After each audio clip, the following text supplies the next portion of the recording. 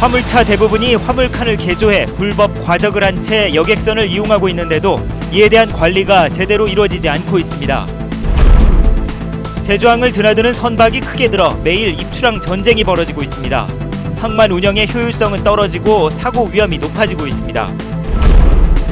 제주항로를 운항하는 여객선 업체들이 신고한 화물 선정량이 실제 하역량과 차이가 커 축소 신고 의혹이 나오고 있습니다. 대규모 사업을 추진하는 중국 자본이 숙박시설 확대에 기를 쓰고 있습니다. 분양권을 팔아 손쉽게 이익을 챙기려는 투기성 개발이란 비판이 나오고 있습니다.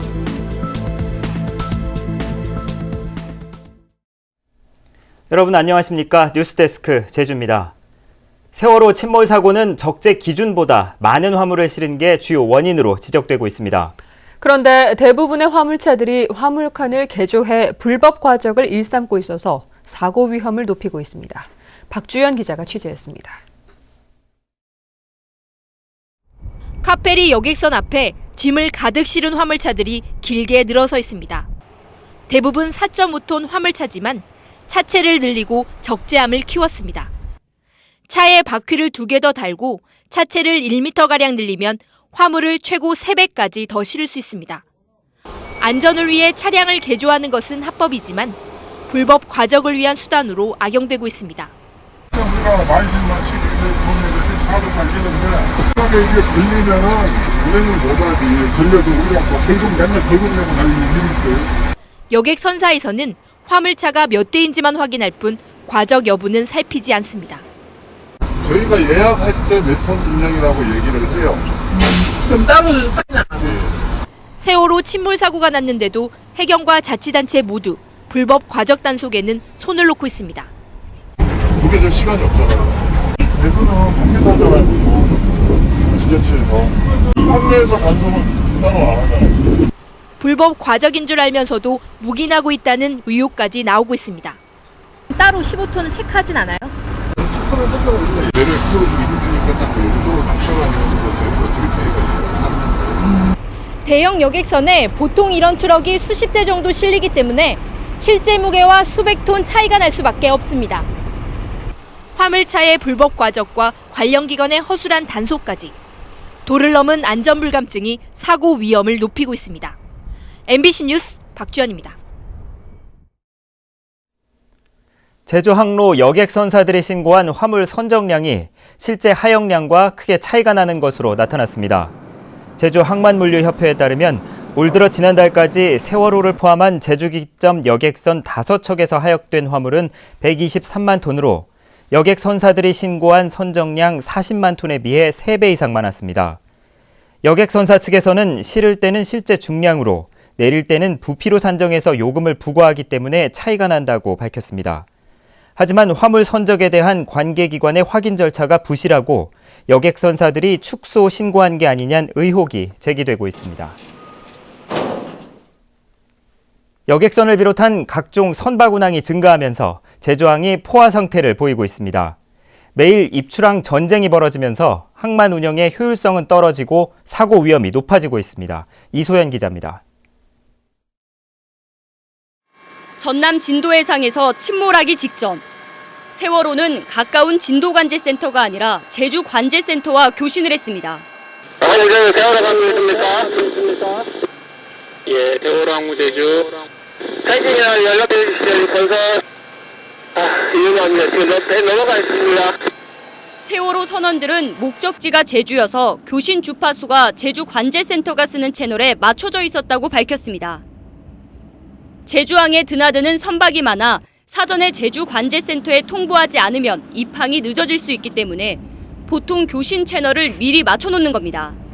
항구가 적다 보니까 미리 그렇지 않으면 거기 수항하는 데도 있고 입항하는 데도 있고 그러니까 우리가 미리 이제 그런 이제 관제실에 알려줘야 입출항 순서를 이제 정해줄 거 아닙니까? 지난해 제주항을 드나든 여객선은 3,065척. 2010년에 비해 18% 늘었고 대형 크루즈는 4배 이상 급증했습니다. 여기다 화물선 등 다른 선박 운항이 늘어 제주항 선석이 부족해 입출항 전쟁이 벌어지고 있는 겁니다.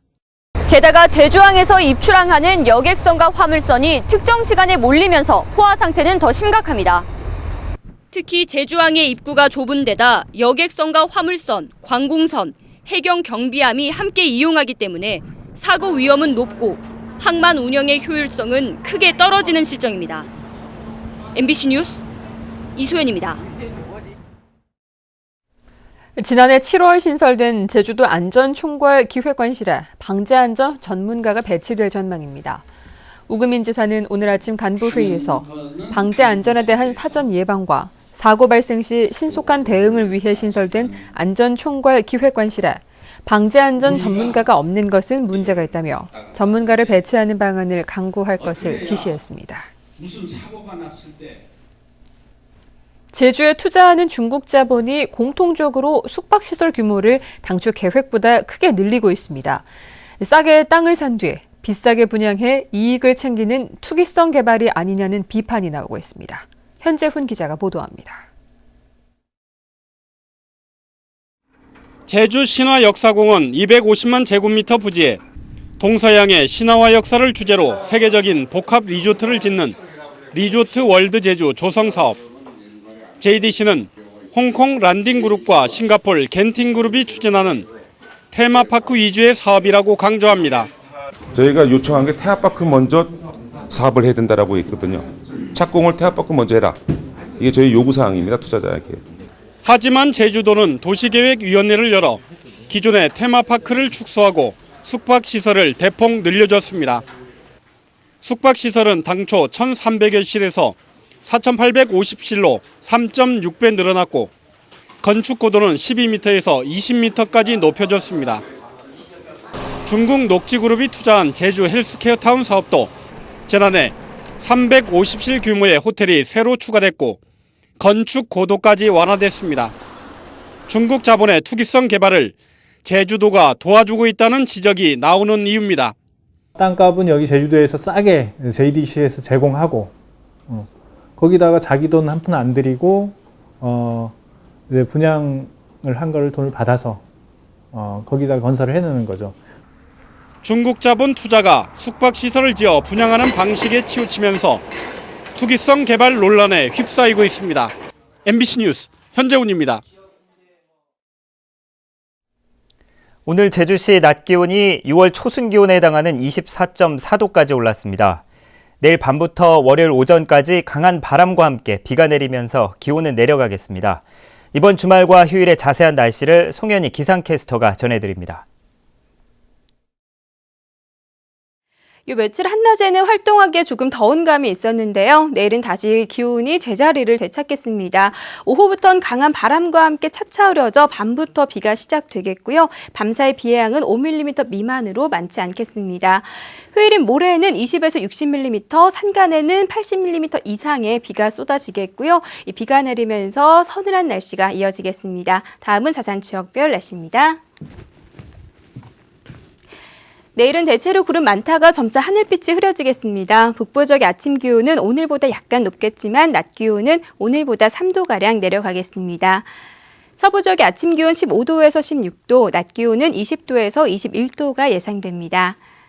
네, 남부 지역은 아침에는 평년 기온을 3도가량 웃돌다 낮부터는 점차 평년 수준의 기온을 유지하겠습니다.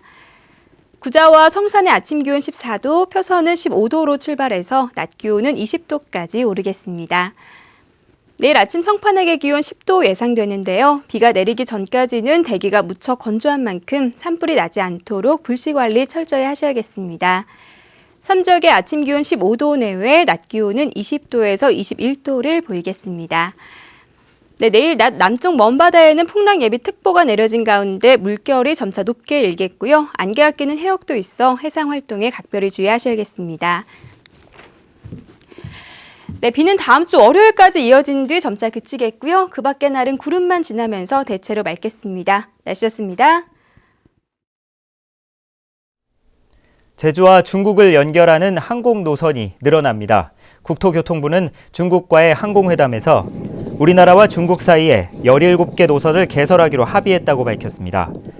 제주 노선인 경우 중국 시안과 난닝 등 4개 노선에 일주일에 3회씩 항공기가 왕복 운항됩니다.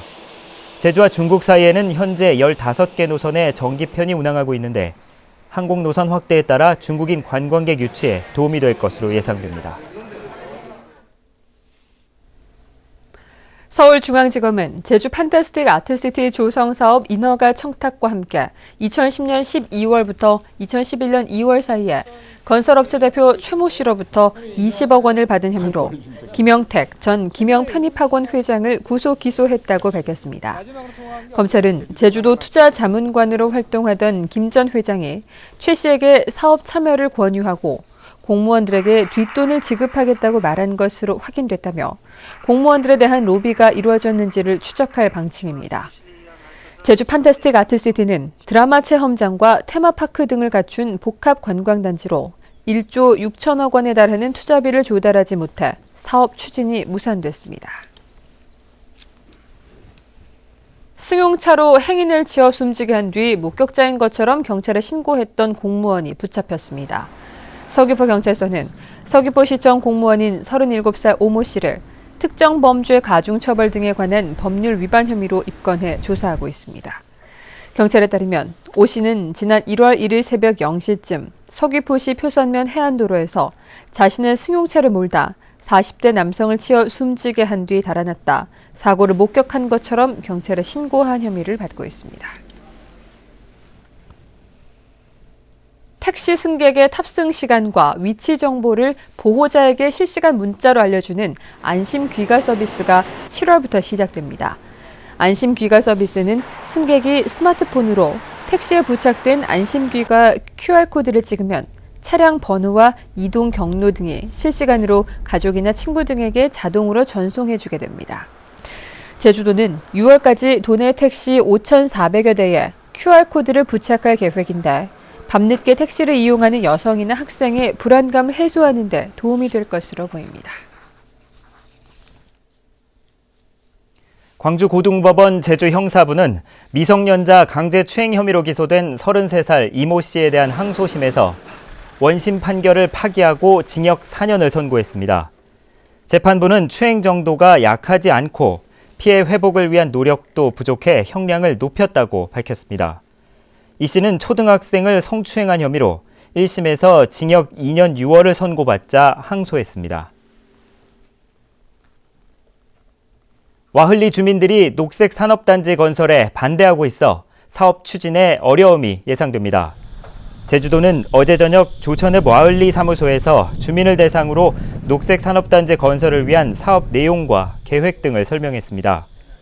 와흘리 주민들은 이에 대해 녹색 산업단지라고는 하지만 공업단지란 의혹을 지울 수 없다며 이미 주민 100여 명이 반대 서명을 했고 앞으로 적극적인 대응에 나서겠다고 밝혔습니다. 제주도는 사업비 1,100억 원을 들여 오는 2018년까지 조천읍 와흘리에 녹색 산업단지를 조성할 계획입니다.